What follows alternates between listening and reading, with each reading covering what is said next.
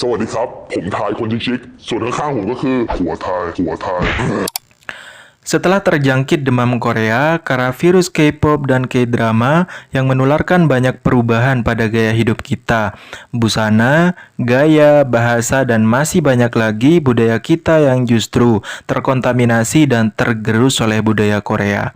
Belakangan ini Thailand dengan budayanya yang berbahaya dalam tanda kutip juga mulai merangsek masuk, menjejalkan tontonan mereka kepada warga Indonesia, khususnya generasi milenial. Yang menjadi pusat perhatian dan highlight belakangan ini adalah series Together, satu-satunya series produksi Thailand yang cukup sering trending di Twitter Indonesia. Ini benar-benar di luar perkiraan saya. Series yang mengangkat tema tak biasa ini, yang biasanya hanya ditonton dan diminati oleh lingkup kecil tertentu, malah berulang kali trending dan menjadi topik pembicaraan. Dan yang mind-blowing banget, season lanjutan dari series Together ini yaitu Still Together yang baru tayang beberapa waktu lalu, trending di beberapa negara, termasuk Indonesia di urutan kelima.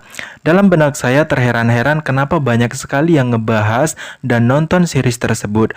Tapi mungkin ini hanya soal selera ya. Lagi-lagi kita nggak bisa maksa orang lain untuk sepaham dengan kita. Padahal, kalau mau objektif dalam menilai, dari segi sinematografi series ini terlihat biasa saja. Tipikal sinetron, SCTV, dan RCTI.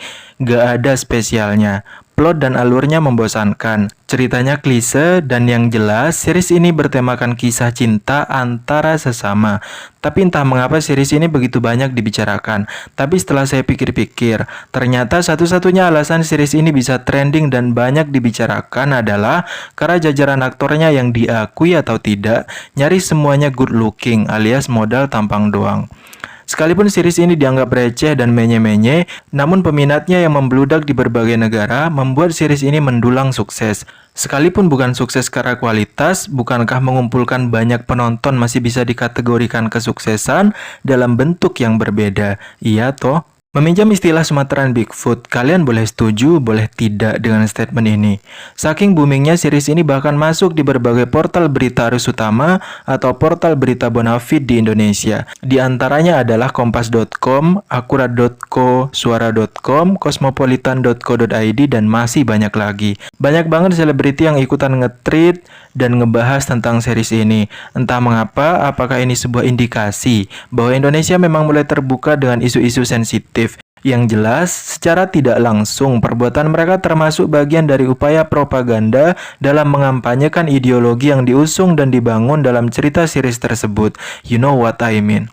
Dan selepas video ini tayang, saya yakin akan banyak penggemar tontonan Boys Love atau BL yang meronta-ronta, ngamuk, kejang-kejang, dan bahkan kayang kemudian guling-guling di comberan karena nggak terima aku nge-spill dan ngeritik tontonan asupan mereka.